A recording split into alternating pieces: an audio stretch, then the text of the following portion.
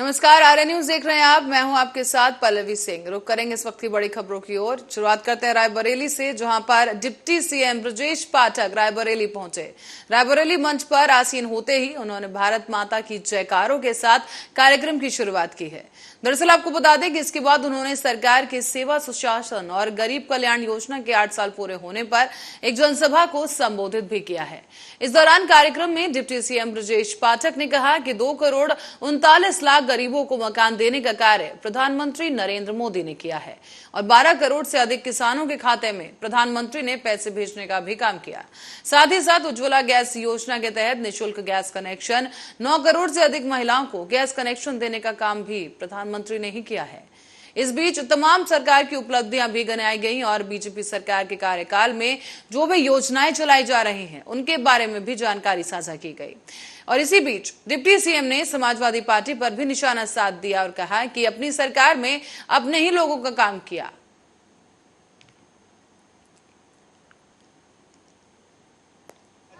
Bharatiya Janata party Raebareli द्वारा सभी कार्यकर्ताओं के साथ, आम जनमानस के साथ एक जनसभा का आयोजन किया गया था। उसके लिए मैं भारतीय जनता पार्टी रायबरेली का हृदय से आभार प्रकट करता हूं और पूरे रायबरेली जनपद के सभी साथियों का आभार प्रकट करता हूं। यहां सभा में आए हुए सभी माताओं का, बहनों का, नौजवानों का, बुजुर्गों का आभार प्रकट करता हूं। इतनी प्रचंड गर्मी के बावजूद, धूप के बावजूद उन्होंने सभा को सफल बनाया। आदरणीय प्रधानमंत्री जी के नेतृत्व में 8 वर्ष आज केंद्र की सरकार को पूरे हो गए हैं। उस उपलक्ष्य में इस जनसभा का आयोजन था। आदरणीय प्रधानमंत्री जी की गरीब कल्याण की जो योजनाएं हैं, जो सुशासन है, जो सेवा धर्म है, उसको लेकर के विस्तृत बात हुई है। मैं आप सभी का भी हृदय से आभार प्रकट करता हूं। कितनी धूप ने आज इस मीटिंग में आप सब आए, आपकी सफल बनाया। बहुत बहुत धन्यवाद। खबर एटा से है, जहां सपा के पूर्व विधायक गैंगस्टर एक्ट में गिरफ्तार कर लिए गए हैं। यहाँ आपको बता दें कि जानकारी के मुताबिक उन पर सरकारी जमीनों पर अवैध कब्जे का आरोप है और साथ ही साथ पुलिस ने एफआईआर में रामेश्वर सिंह यादव को गैंग का सरगना और जोगेंद्र सिंह यादव गैंग का सक्रिय सदस्य बताया है। तो वही मुकदमा दर्ज होने के बाद से ही पूर्व विधायक फरार चल रहे थे। अब बता दें कि पुलिस ने उन्हें अब नोटिस चस्पा कर दिया है। सूत्रों के अनुसार पुलिस ने पूर्व विधायक को आगरा से गिरफ्तार किया। बताया जा रहा है कि रामेश्वर सिंह यादव सपा नेता रामगोपाल यादव के रिश्तेदार हैं और वो समाजवादी पार्टी में 3 बार विधायक भी रह चुके हैं।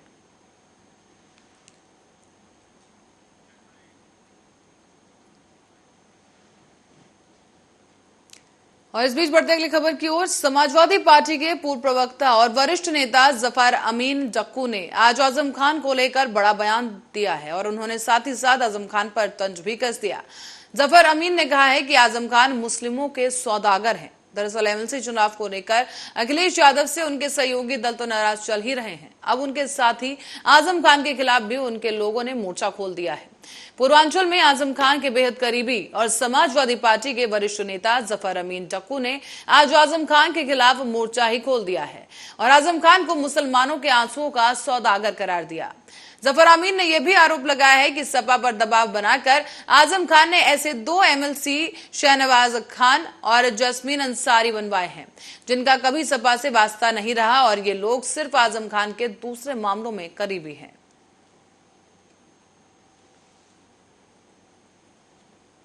आजम साहब हल्का फुल्का सौदा करते थे, तब तक तो चल जा रहा था। उत्तर प्रदेश का मुसलमान जितनी मुसीबत में है, इतनी मुसीबत में कभी नहीं रहा। इनके साथ सरकारी जुल्म हो रहा है। इनके बेकसूर लोगों के मकानों पर बुलडोजर चलाए जा रहे हैं। इनके फकीर भी मोहल्लों में अगर घूम रहे हैं तो उनको मारा जा रहा है, जिसे गोंडा में हुआ। जय श्री राम का नारा लगवाया जाता है। मुसलमानों की इबादत गाहों को विवादित बनाया जा रहा है, उस पर राजनीति की जा रही है। ये सब कुछ हो रहा है। इतना जुल्म कभी नहीं हुआ। मुसलमानों को आजम साहब से बड़ी उम्मीद थी और ये उम्मीद थी कि आजम साहब जेल से छूटने वाले हैं तो छूटेंगे तो अखिलेश यादव साहब से बात करेंगे। मुसलमानों ने बड़ी तादाद में अखिलेश यादव साहब को समाजवादी पार्टी को वोट किया और आजम साहब ने भी जेल से अपील किया था वोट करने के लिए। खुद समाजवादी पार्टी का टिकट पे लड़े भी थे और बहुत सा टिकट दिलवा के लड़ाए भी थे। उनकी बात को अखिलेश यादव साहब ने नहीं काटा था। लेकिन जेल से छूटने के बाद तमाम दबाव बना अखिलेश यादव साहब के खिलाफ प्रदर्शन हो रहा था कि आजम साहब के लिए कुछ नहीं किया 2.25 साल में, मुसलमानों के लिए कुछ नहीं किया। ये सब चीजें सही थी, हो रही थी।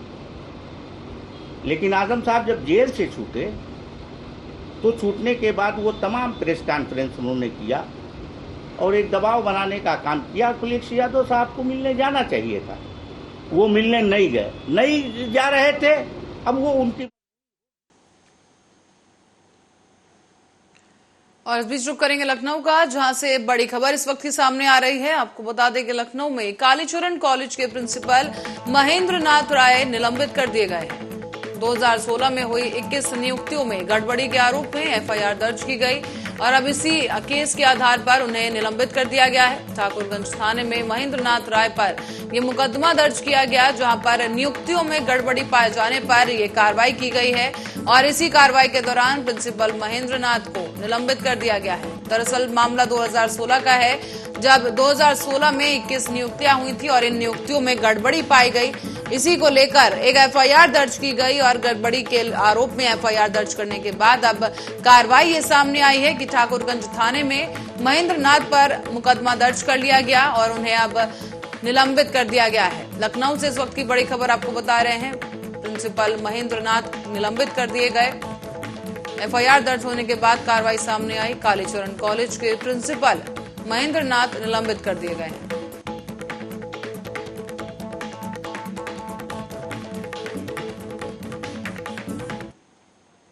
कानपुर में हुई हिंसा के बाद अब उत्तर प्रदेश पुलिस ने शुक्रवार को नमाज के लिए सभी जिला पुलिस मुख्यालयों पर और प्रमुखों को मस्जिद के आसपास सुरक्षा कड़ी करने के निर्देश जारी किए।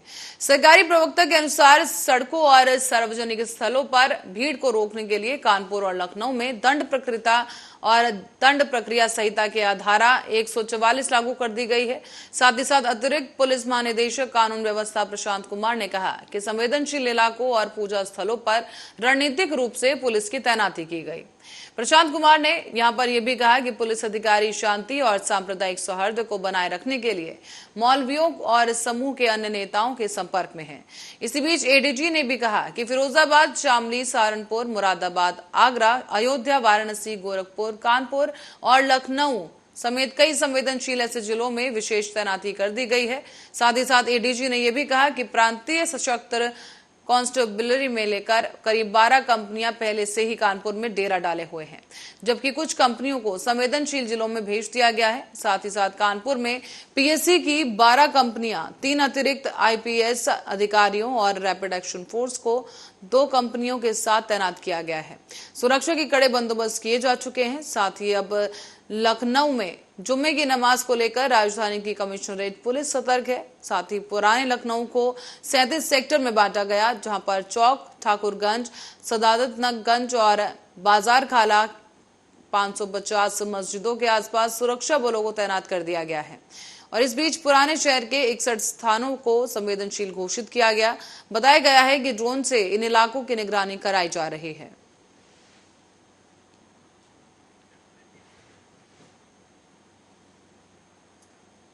खबर सामने आई है अब सिद्धू मूसेवाला से जुड़ी, जहां आपको बता दें कि सिद्धू मूसेवाला मर्डर केस की जांच अब जैसे जैसे आगे बढ़ रही है, वैसे ही एक से बढ़कर एक चौंका देने वाले खुलासे सामने आ रहे हैं। दरअसल सिद्धू मूसेवाला मर्डर केस में अब पाकिस्तान में बैठे खालिस्तानी आतंकी रविंदर सिंह उर्फ रिंदा का नाम सामने आया है।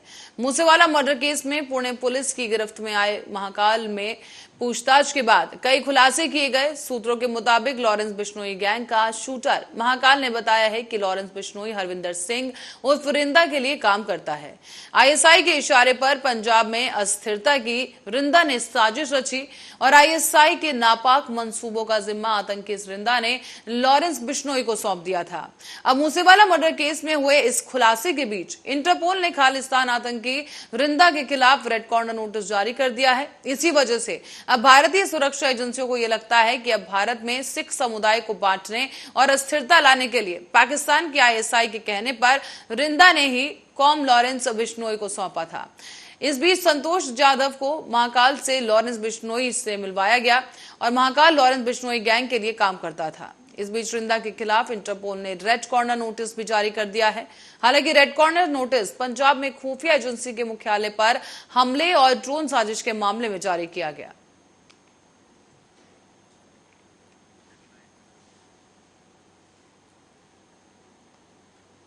बढ़ते अगली खबर की ओर। लद्दाख सीमा पर चीनी निर्माण को लेकर एक बार फिर से कांग्रेस सांसद राहुल गांधी ने केंद्र की मोदी सरकार को निशाने पर लिया। राहुल गांधी ने ट्वीट कर लिखा है कि चीन भविष्य में कार्रवाई करने के लिए नींव बना रहा है और इसकी अनदेखी कर सरकार अब भारत के साथ विश्वासघात कर रही है। बता दें कि राहुल गांधी से पहले अमेरिका के जनरल ने लद्दाख सीमा पर चल रही चीनी निर्माण को लेकर एक बड़ा बयान दिया था। अमेरिकी जनरल चार्ल्स ए फिलन ने लद्दाख सीमा पर चीनी निर्माण को लेकर इसे चीनी का अस्थिर करने का प्रयास और संबंधों को नुकसान पहुंचाने वाला व्यवहार बताया था। अमेरिकी जनरल हिमालयी क्षेत्र में चीन की तरफ से निर्माण कराए किए जाने पर बात कर रहे थे। इस बीच अमेरिका के जनरल ने कहा कि मुझे लगता है कि पश्चिमी थिएटर कमान में जो कुछ बुनियादी ढांचा तैयार किया जा रहा है वो चिंताजनक है और चीनी सेना की पश्चिमी थिएटर कमान भारत की सीमा से लगी है। उन्होंने ये भी कहा कि चीन का अस्थिर करने वाला और दबाव बनाने वाला है ये काम और ये व्यवहार उसकी मदद नहीं करने जा रहा। तो वहीं अमेरिकी जनरल ने यह भी कहा था कि चीन लगातार अंदर की ओर सड़क बनाता जा रहा है और यह अस्थिर करने वाला और नुकसानदायक व्यवहार है। इस क्षेत्र में इससे कोई मदद नहीं मिलेगी। अब राहुल गांधी के बयान के बाद एक बार फिर से लद्दाख में चीन के निर्माण पर कई तरह के सवाल खड़े हो गए हैं।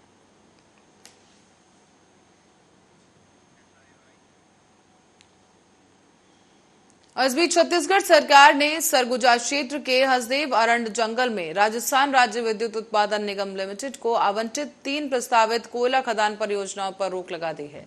सरगुजा क्षेत्र के अधिकारियों ने ये जानकारी दी कि हसदेव अरंड क्षेत्र के स्थानीय लोग और पर्यावरण कार्यकर्ता कोयला खनन परियोजना का विरोध कर रहे हैं और आंदोलनकारियों का यह कहना है कि जैव विविधता संपन्न और पारिस्थितिक रूप से संवेदनशील हसदेव अरंड क्षेत्र में खनन न केवल आदिवासियों को विस्थापित करेगा बल्कि पर्यावरण को बड़े पैमाने पर नष्ट करेगा।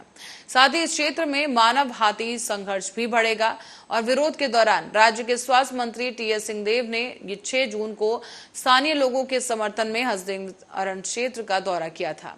कहा गया था कि प्रदर्शनकारियों के खिलाफ गोली या लाठी चलाई जाएगी तब वो सबसे पहले इसका सामना करेंगे। अगले ही दिन उनके बयान पर प्रतिक्रिया देते हुए मुख्यमंत्री भूपेश बघेल ने कहा था कि अगर सिंहदेव नहीं चाहते कि कोयला खदान परियोजनाओं के लिए पेड़ काटे जाएं तो एक भी शाखा नहीं काटी जाएगी। इस बीच जिलाधिकारी ने बताया है कि पीकेबी के दूसरे चरण परियोजना से प्रभावित ग्रामीणों ने पुनर्वास के लिए 8 जून को होने वाली ग्राम सभा को रद्द कर दिया है।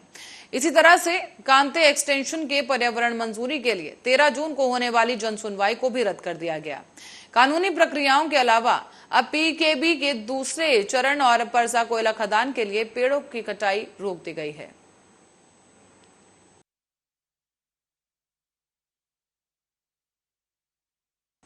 और महाराष्ट्र में एआईएमआईएम पार्टी की राज्य इकाई के अध्यक्ष इत्मियाज अली जलील ने कहा है कि उनकी पार्टी ने राज्यसभा चुनाव में महाविकास अघाड़ी उम्मीदवारों को वोट देने का फैसला किया। जलील ने कहा है कि निर्णय भारतीय जनता पार्टी को हराने के लिए किया गया, लेकिन एमवीए सरकार में सहयोगी शिवसेना के साथ पार्टी के राजनीतिक और वैचारिक मतभेद जारी रहेंगे। नेता ने यह भी कहा है कि पार्टी ने धुलिया और मालेगांव में हमारे विधायकों के निर्वाचन क्षेत्रों के विकास से संबंधित कुछ शर्तें रखी। इसने राज्य सरकार से महाराष्ट्र लोक सेवा आयोग में अल्पसंख्यक सदस्य नियुक्ति करने और महाराष्ट्र में बोर्ड की आय बढ़ाने के लिए कदम उठाने की भी मांग की है। उन्होंने ट्वीट करते हुए कहा कि हमने मुसलमानों के लिए भी आरक्षण की मांग की है। जलील ने लिखा है कि हमारे 2 एआईएमआईएम के महाराष्ट्र विधायकों को राज्यसभा सीट के लिए कांग्रेस उम्मीदवारों को वोट करने के लिए कहा गया। हम उन्हें अपनी शुभकामनाएं देते हैं और आपको बता दें कि महाराष्ट्र में 2 दशक से अधिक समय से बाद में अब राज्यसभा चुनाव में महामुकाबला होगा, क्योंकि 6 सीटों के लिए 7 उम्मीदवार मैदान में हैं। सत्ताधारी गठबंधन के सूत्रों के हवाले से ये खबर भी सामने आई कि शिवसेना, एनसीपी और मुंबई के कई होटलों और रिजॉर्ट में ठहरे कांग्रेस विधायक मतदान शुरू होने से ठीक पहले राज्यसभा के लिए रवाना होंगे।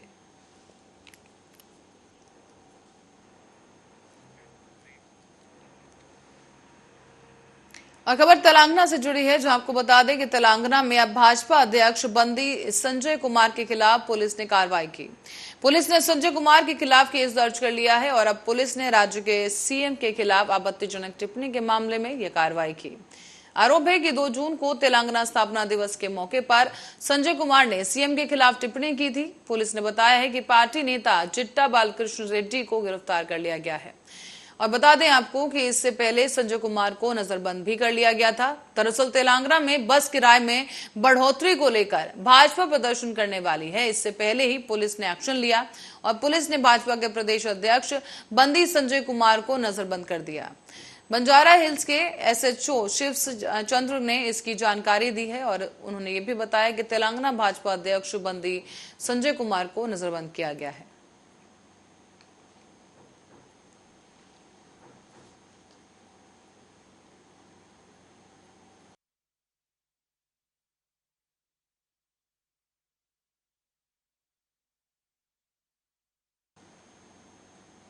और इसी बीच एक और खबर सामने आई है, जहां आजमगढ़ और रामपुर में हो रहे लोकसभा उपचुनाव 2024 चुनाव से पहले सत्ताधारी बीजेपी और समाजवादी पार्टी के लिए लिटमस टेस्ट की तरह है। यही वजह है कि दोनों ही पार्टियों ने ये सीटें जीतने के लिए अपना पूरा दमखम लगा दिया है। सियासी दलों ने अपने स्टार प्रचारकों को भी चुनाव मैदान में उतारने की तैयारी पूरी की, जबकि लोकसभा चुनाव 2024 से पहले आजमगढ़ में बीजेपी कमल खिलाने की पुरजोर कोशिश में जुटी है, क्योंकि हाल ही में जब विधानसभा चुनाव हुए तब आजमगढ़ की 10 सीटें समाजवादी पार्टी के खाते में चली गई थी और अब आजमगढ़ में करीब बीजेपी को हार का सामना करना पड़ा। फिर एमएलसी चुनाव में भी ऐसा ही कुछ हुआ। इसीलिए अब जब लोकसभा का उपचुनाव हो रहा है तो बीजेपी ने इस चुनाव के लिए खास रणनीतिक तैयारी की है। बीजेपी ने अपने स्टार प्रचारकों की पूरी फौज को आजमगढ़ और रामपुर में उपचुनाव में उतार दिया है। इसके लिए केंद्रीय मंत्री राजनाथ सिंह तो शामिल हैं ही, मुख्यमंत्री योगी आदित्यनाथ, उप मुख्यमंत्री केशव प्रसाद मौर्य और उप मुख्यमंत्री ब्रजेश पाठक, प्रदेश अध्यक्ष स्वतंत्र देव सिंह के अलावा प्रदेश सरकार के 14 मंत्री और केंद्र सरकार के 8 मंत्री स्टार प्रचारक बनाए गए। पार्टी ने स्टार प्रचारकों की जो लिस्ट जारी की है उसमें पार्टी के पदाधिकारी भी हैं, साथ ही साथ क्षेत्रीय अध्यक्ष भी शामिल हैं और बीजेपी की यही कोशिश है कि इस चुनाव को जीतकर समाजवादी पार्टी के गढ़ में सेंध लगाई जाए।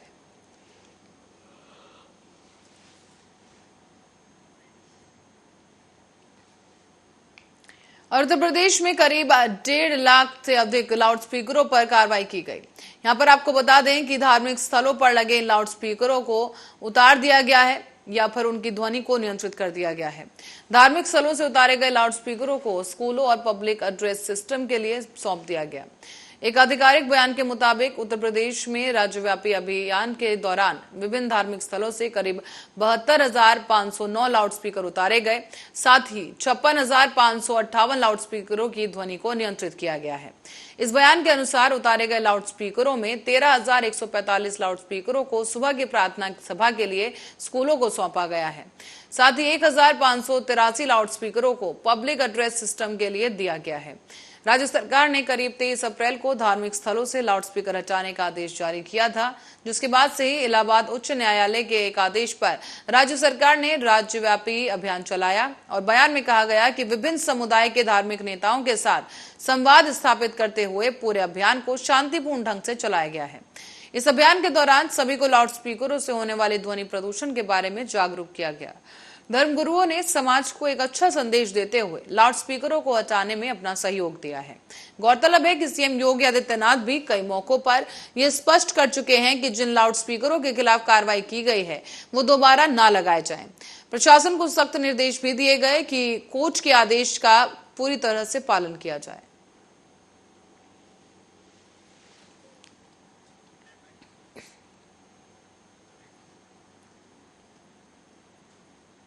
और इसी के साथ ही देश में कोरोना का डर एक बार फिर से सताने लगा है। सबसे ज्यादा केस सामने आ रहे हैं महाराष्ट्र और केरल से। महाराष्ट्र में 24 घंटे में 2,701 नए मामले सामने आए, जबकि 17 फरवरी को सबसे ज्यादा मामले महाराष्ट्र में सामने आए थे। इसके बाद 17 फरवरी को 2,797 संक्रमित मिले और मंगलवार को यानी 7 जून को ये आंकड़ा 1,821 मरीज पॉजिटिव पाए गए। इस तरह से बुधवार को राज्य में करीब 44% मामले बढ़ गए। अकेले मुंबई में 1,765 संक्रमित पाए गए हैं, जो कि इस साल का जनवरी के बाद से सबसे बड़ा आंकड़ा है। इसी बीच पिछले 24 घंटे में राज्य में 1327 मरीजों को छुट्टी भी दी गई है। मौत किसी की इस दौरान नहीं हुई, लेकिन अभी भी 9806 मरीजों का इलाज जारी है। पूरे महाराष्ट्र में पॉजिटिविटी दर 6.48% है। हेल्थ एक्सपर्ट्स का भी कहना है कि देश में कोरोना की चौथी लहर आने की संभावना बेहद कम है। मैक्स हेल्थ केयर के डॉक्टर निदेशक रोमेल टिकू ने बताया है कि अगर कोरोना का कोई नया वेरिएंट सामने आता है तो खतरा हो सकता है, लेकिन अगर कोई वेरिएंट नया सामने नहीं आता तो चौथी लहर का खतरा नहीं है।